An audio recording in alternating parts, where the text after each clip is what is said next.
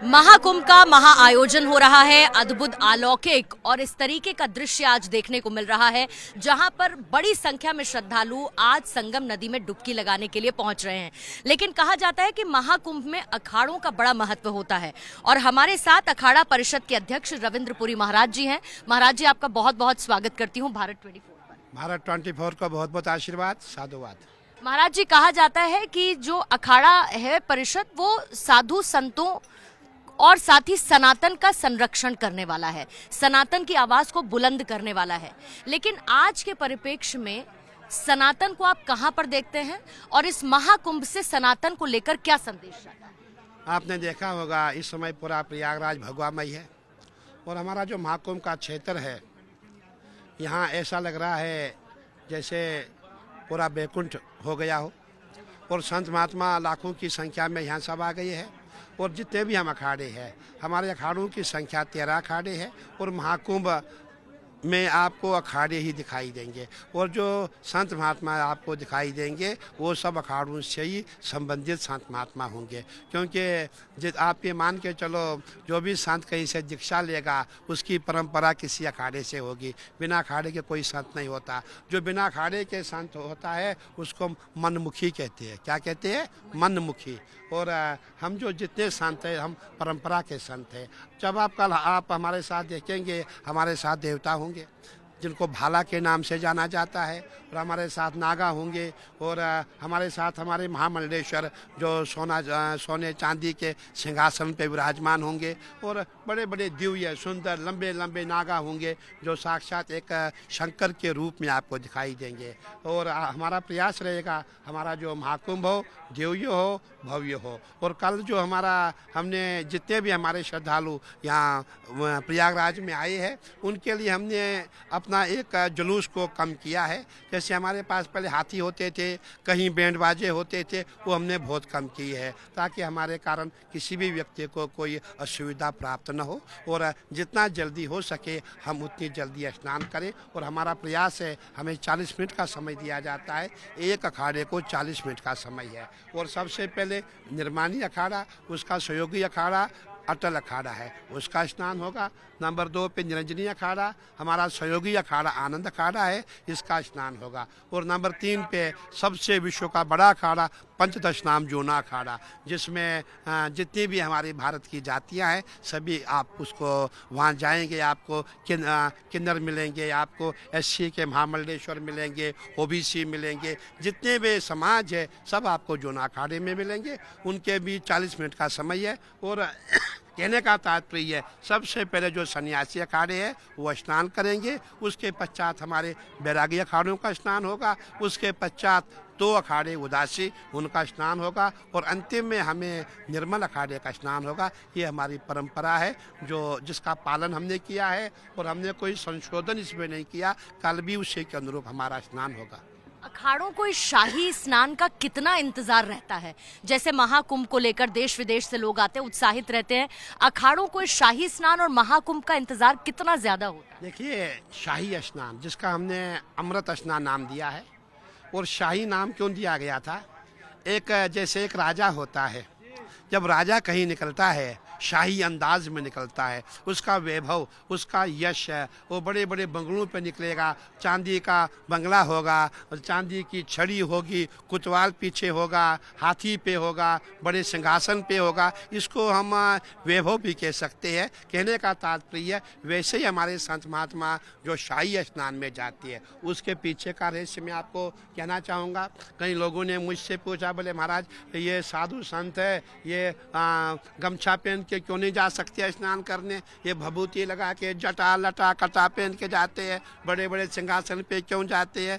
तो उसके लिए मैं आपको कहना चाहूँगा, आपके माध्यम से मैं सबको कहना चाहूँगा, जितने भी हमारे नागा संत हैं आपने देखा होगा सुबह के समय हमारे संत महात्मा श्रृंगार करते हैं, सजते हैं, ऐसे अपने स्वरूप को दिखाना चाहते हैं, दर्शाना चाहते हैं कि हम साक्षात शंकर हैं। और हमारे जो सिंहासन पे आपको जो जितने संत मिलेंगे वो भी आपको बड़े सुंदर दिखाई देंगे, बड़े ओजस्वी दिखाई देंगे, तेजस्वी दिखाई देंगे। उन्होंने फूलों की माला पहने होगी, कहीं उन्हें सोना पहना होगा, कहीं गोल्डन बाबा भी आपको सिंहासन पे दिखाई देंगे। देंगे, नाना प्रकार के संत आपको सिंहासन पे दिखाई देंगे। अब उसके पीछे का रहस्य मैं आपको कहने जा रहा हूँ। जितने भी संत हमारे, जितने नागा है, हमारा ये मानना होता है कि जो भगवान शंकर के गण है वो नागाओं में प्रवेश करके गंगा जी का स्नान करते हैं, महाकुंभ का स्नान करते हैं। जो हमारे भगवान विष्णु के गण है वो हमारे जो रथ पे बैठे, सिंहासन पे बैठे हैं, उनके शरीर में प्रवेश करके महाकुंभ का स्नान करते हैं। और हमने स्वयं देखा है, हमने अनुभव किया है, जब हम स्नान में जाते हैं हमारे साथ ऐसी ऐसी शक्तियाँ होती है, आवाज़ आएगी, गड़गड़ गड़गड़ आवाज़ आएगी, छन छन आवाज़ आएगी। कहने का तात्पर्य ये जो स्नान खाली हमारा नहीं है, मनुष्य का नहीं है, ये स्नान गंधर्व, यक्ष, किन्नर, जितने भी योनियाँ है, देवी देवता, सभी महाकुंभ के स्नान के लिए आते हैं। और वही स्नान कल सुबह होना है, जिसकी तैयारी सबको है, आपको भी है, हमको भी है। और हम यही कहना चाहेंगे, हमारा महाकुंभ दिव्य हो, भव्य हो, स्वच्छ हो। सनातन को लेकर आजकल बड़ी चर्चा है महाराज जी, और हर तरीके से सनातन को लेकर चर्चा है। सनातन कोई आज की बात तो है नहीं, सनातन तो सदियों पुराना, सबसे पुराना शाश्वत सत्य अगर हम कहें तो वो सनातन है। लेकिन सनातन को लेकर एक अलग प्रोपेगेंडा चल रहा है, उस प्रोपेगेंडा को लेकर अखाड़ा क्या सोचता है? देखिए, जितने भी हम सनातनी हैं, हमारा ये मानना है, अगर हमसे कोई पूछता है भारत में हिंदू प्रधानमंत्री कब बना, मैं कहता हूं भारत में सबसे पहले हिंदू प्रधानमंत्री 2014 में बना। जब हमने अपने सनातनी प्रधानमंत्री को अयोध्या में देखा, 2021 की बात है, उस समय बहुत कम संत हम अयोध्या बुलाए गए थे, कोरोना काल था। जब माननीय प्रधानमंत्री जी हमारे अयोध्या में आए, हमने देखा भगवान रामलला के सामने नतमस्तक हो गई, हमारे आंखों में अश्रुओं की धारा थी। हम जितने शांत थे सब रोने लगे।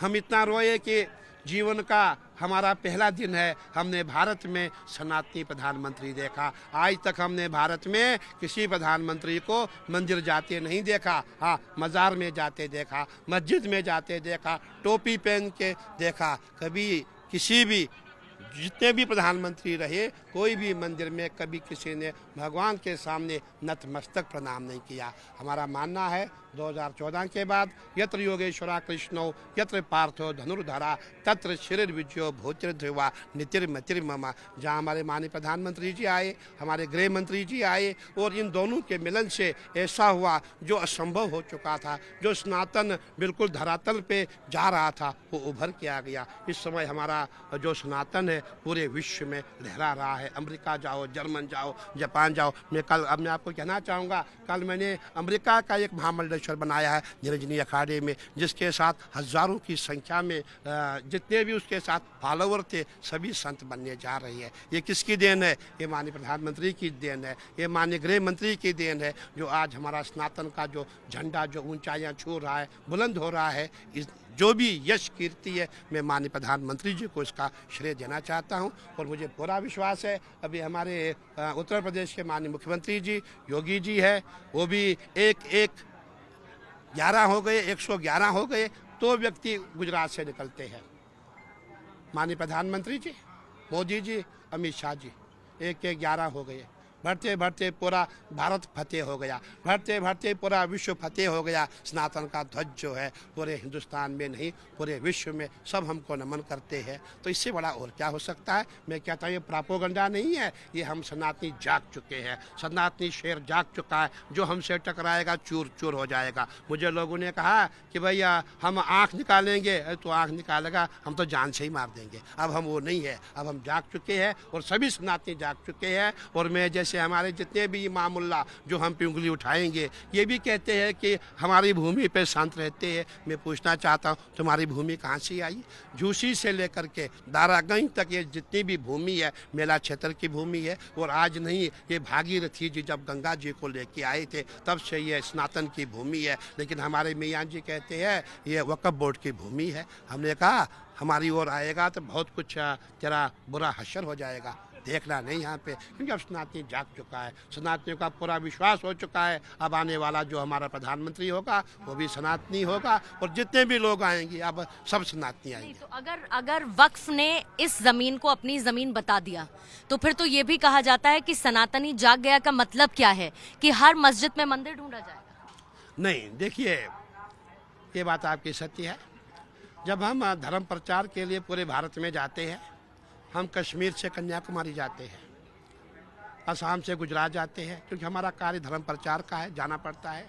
हमने देखा है ज़्यादा से ज़्यादा मस्जिदें जिनको मंदिर का आकार है।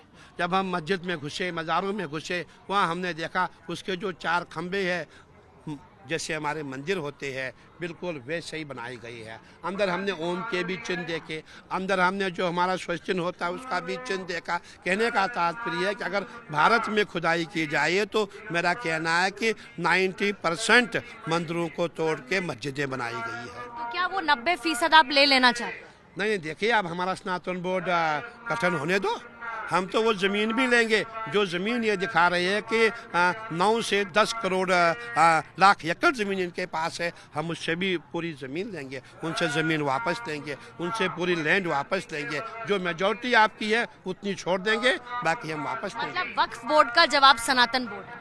नहीं, ऐसा नहीं है। सनातन तो जिसका नादी अनंत है, वो तो ओशन है। You can say that what is Sanatana? I will explain that he is a ocean. Ocean का तो कोई आदि अनंत है। वक्फ बोर्ड तो कोई कुछ नहीं है, बल्कि ये है कि उसमें कुछ कट्टरपंथी आई है जो हमारा विरोध करते हैं, उनके लिए जवाब है, हल्का सा जवाब है। बाकी सनातन बोर्ड ऐसा बनेगा कि जो पूरे हमारे जो जितना भी हमारा सनातनी समाज है, और हमने कभी हिंदू मुस्लिम सिख ईसाई नहीं कहा। आपको मैं बताऊं, जब हमारा यहाँ से छावनी प्रवेश था, मेरे हरिद्वार के उत्तराखंड के सैकड़ों मुसलमान मेरे यहाँ काम करते हैं। मेरे कॉलेज के मेरे बच्चे मुसलमान हैं। मैं आपको और इसी बात पे ऐड करूँगा, हमारे उत्तराखंड में कुरैशी गवर्नर थे, कांग्रेस की सरकार थी, कुरैशी गवर्नर थे। हमारा एनुअल फंक्शन था, मैंने कुरैशी साहब को बुलाया as a governor, head of the state. तो जब हमारे कॉलेज में आ गए, हम बैठे हुए हैं, मैंने कहा कुरैशी साहब के सामने जो कृष्ण और राधा है ये मुस्लिम है। मुझे कहते अरे महाराज आप हिंदू ने तो बेड़ा किया गर्क हमारा, आप हिंदू ने, बोले आपके कॉलेज में कहाँ हमारे मुसलमान होंगे। मैंने कहा रुक जाओ। उसके बाद जब हमारा प्रोग्राम समाप्त हो गया, मैंने सब मुस्लिम बच्चों को बुलाया। मुस्लिम बच्चे आए, sir I am Rashid, sir I am Salma, sir I am फलाना।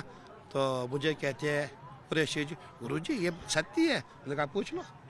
सैकड़ों बच्चे मेरे यहाँ मुसलमान हैं, जो गरीब है, हमने कभी उससे फीस नहीं ली, और हमने ये भी प्रयास किया इसको नौकरी मिले। हमने प्रयास किया जो हमारे संस्थान है वहाँ इनको नौकरी मिले। हमने कभी हिंदू मुस्लिम की बात नहीं रखी, बल्कि हमने हिंदू को सुविधा नहीं ज़्यादा दी, हमने मुस्लिम को दी। क्योंकि हमारे जो मंदिर बन रहे हैं, जो हमारे मंदिरों के गुम्बद है वो कौन बनाता है? मुस्लिम बनाता है। हमारे मठ मुस्लिम बनाता है, क्योंकि इनमें कला है। जितने कलाकार ये मुसलमानों में, और मैं समझता हूँ हमारे मुसलमान ठेकेदार वफादार भी है। आप जब इस बात का जिक्र कर रहे हैं तो फिर मुझे अयोध्या और प्रभु श्री राम का मंदिर याद आता है, जहाँ पर मुस्लिमों की तरफ से भी बड़ा योगदान रहा, और साथ ही जिस तरीके की नक्काशी हुई या जो आपने अभी जिक्र किया वहाँ पर वो भी देखने को मिला। लेकिन चूंकि आपने सनातन बोर्ड की बात की महाराज जी, सनातन बोर्ड की बात सिर्फ संत कर रहे हैं या सरकार भी कर रही है?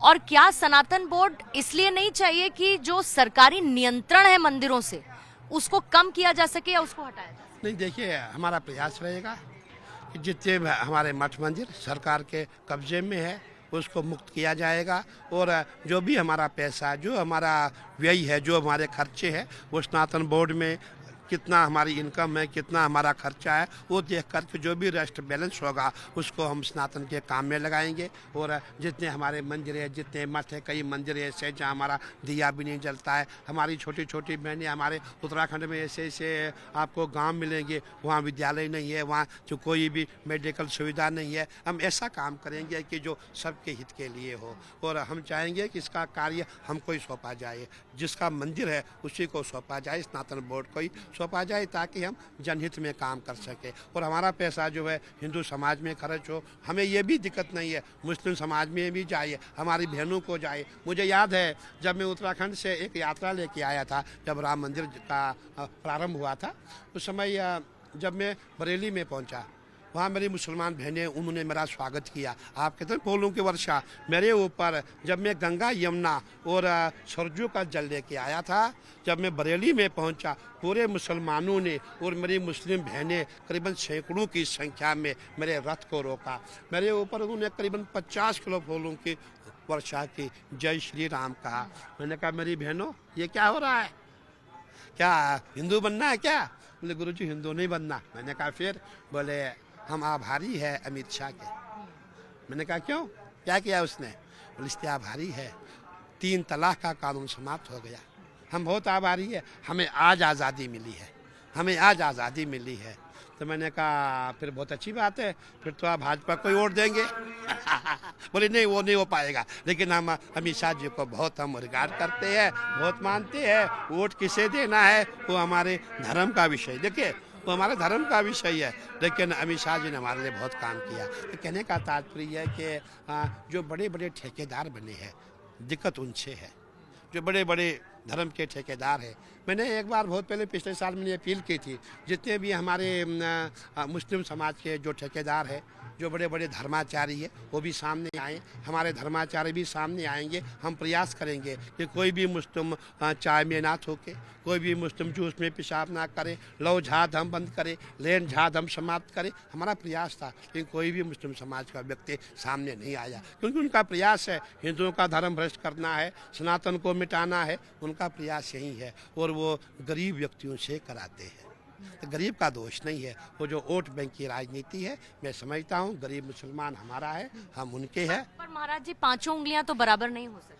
और हमने कभी गरीब के लिए कोई अहित नहीं किया। मैंने आपको कहा, मेरे हरिद्वार से मुझे लोगों ने कहा कि आपने मुसलमानों को काम नहीं दिया, आप इलाहाबाद के मुसलमानों को पूछो, सबसे ज़्यादा मेरे यहाँ ये मुसलमान व्यक्ति ही मेरे यहाँ कार्य करते हैं। और जो मेरा अखाड़ा, मेरी बिल्डिंग बन रही है, उसके लिए मैंने हरिद्वार से मुसलमान ठेकेदार बुलाई हुई है, मुसलमान लेबर बुलाई हुई है। मैं डबल दिहाड़ी दे के उनसे काम कराता हूँ। हमने हमेशा इनको अपना माना, सबको अपना माना, लेकिन इन लोगों ने हमको अपना न मानने का वो न माना, ये बात। लेकिन कहा जाता है, आपने पहले कहा, जैसे बयान आपने नहीं कहा लेकिन एक बयान निकला कि अयोध्या काशी झांकी अब मथुरा की बारी। ज्ञानवापी विवाद कभी थमेगा या नहीं थमेगा? और अगर मैं इसको विवाद कहूं तो क्या वो गलत है? देखिए अभी मथुरा बाकी है, अभी संभल भी बाकी है, अभी पूरा हिंदुस्तान बाकी है। जिस दिन सनातन बोर्ड बनेगा उस दिन सब जहाँ जहाँ हमारे मंदिर है, जिसको मस्जिद बनाया है, उससे हमें कोई रोक नहीं सकता, वो सब हम लेके रहेंगे। आपने देखा होगा जो संभल है, इसको आप हल्के में नहीं लेना। संभल हमारे अध्यात्मिक की राजधानी है। जो हमारा भगवान श्री हरि का अवतार होना है वो संभल में होना है, जिसका नाम कल्कि अवतार है। और हमारे जो मुल्ला समाज के लोग हैं, उन्होंने पहले ही पूरा ऐसा वहाँ संभल को अपने उसमें वक्फ बोर्ड में ले लिया, जितने मंदिर थे उनकी मस्जिदें बनाई। ये तो हम बिल्कुल कभी भी कतई बर्दाश्त नहीं करेंगे। और सनातन बोर्ड बनते ही हमारा पूरा प्रयास होगा, जितने भी हमारे मंदिर थे, जितने भी मठ थे, उनको मुक्त करेंगे। लेकिन ज्ञानवापी आपने कहा, संभल अभी बाकी, मस्जिद, और ऐसे तो फिर निकलता रहेगा सब कुछ। क्या एक लाइन नहीं होनी चाहिए महाराज जी कि बस ये, अब आप याद करिए अयोध्या और प्रभु श्री राम का मंदिर था और उसके बाद ये कहा गया था कि बस राम मंदिर के बाद कुछ नहीं किया, तब बार बार हवाला दिया जाता है प्लेसेस ऑफ वर्शिप एक्ट का, मामला कोर्ट में है। नहीं, आपने देखा होगा उस समय ये भी बात हुई थी कि ये हम यहाँ पे रुकेंगे तब जब हमारे पास हिंदू मुस्लिम एकता हो जाएगी। हम कोर्ट में नहीं जाएंगे, हम हिंदुओं को राम मंदिर सौंप देंगे, तब हम इसके आगे नहीं जाएंगे। लेकिन उसके बाद प्रयास किया गया, आप राम मंदिर हमको दो, आप जो हमारा मथुरा काशी हमको दो, हम आगे नहीं बढ़ेंगे। लेकिन उन्होंने कभी हम लोगों से वार्ता नहीं की। वो बिल्कुल उन्होंने कहा कि नहीं, ना हम आपको राम मंदिर देंगे, ना हम आपको काशी देंगे, ना हम आपको मथुरा देंगे। जब वो हमको नहीं देंगे, हम उनको क्यों देंगे? हम ही क्यों उनको झुकते रहेंगे? कब तक झुकेंगे? कब तक हम गुलामी करेंगे? मैंने कहा ना, अब हिंदू जाग चुका है, अब हिंदू का अपने अधिकार का पता लग चुका है, अब सनातनी हिंदू हो गया है, अब वो बर्दाश्त नहीं करेगा। अब हिंदुओं के खून में भगत सिंह ने आना शुरू किया है, सुभाष चंद्र बोस आ रहा है, जो जितने वीर हमारे पृथ्वीराज सिंह चौहान जैसे अब आ रहे हैं। अब हिंदू बर्दाश्त नहीं करेगा, अपने मंदिरों को छोड़ा के ही रहेगा। बस अंतिम सवाल, क्या सनातन का स्वरूप बदल रहा है इस सोच के साथ? देखिए, इस समय तो मैंने आपको कहा ना, जो सनातन का स्वरूप है, इसका श्रेय है हमारे माननीय प्रधानमंत्री जी को, हमारे माननीय गृह मंत्री जी को, हमारे यूपी के मुख्यमंत्री योगी आदित्यनाथ जी को जाता है, और अभी हमारे नए सीएम जो उभरे हुए हैं, जो हमारे मोहन यादव जी है, उनको भी जाता है। क्योंकि जो आप अमृत स्नान की बात करते हैं, शाही की बात करते हैं, उसकी शुरुआत हमारे मोहन यादव जी ने की है, जो हमारे मध्य प्रदेश के सीएम है। बहुत बहुत शुक्रिया आपका महाराज जी। रविंद्रपुरी महाराज को आप सुन रहे थे। सीधा संदेश यहाँ से गया है अखाड़ा परिषद से कि एक तो सनातन बोर्ड बनना चाहिए, दूसरा जैसा कि कहा स्वामी जी ने, अभी तो बहुत कुछ बाकी है और उसको लेकर हिंदू जाग चुका है, सनातनी जाग चुका है, इसी तरीके से आगे बढ़ता रहेगा। बहुत बहुत शुक्रिया एक बार फिर से महाराज जी। पूर्णिमा मिश्रा, भारत 24 के लिए प्रयागराज महाकुंभ से कैमरामैन मोहित के साथ।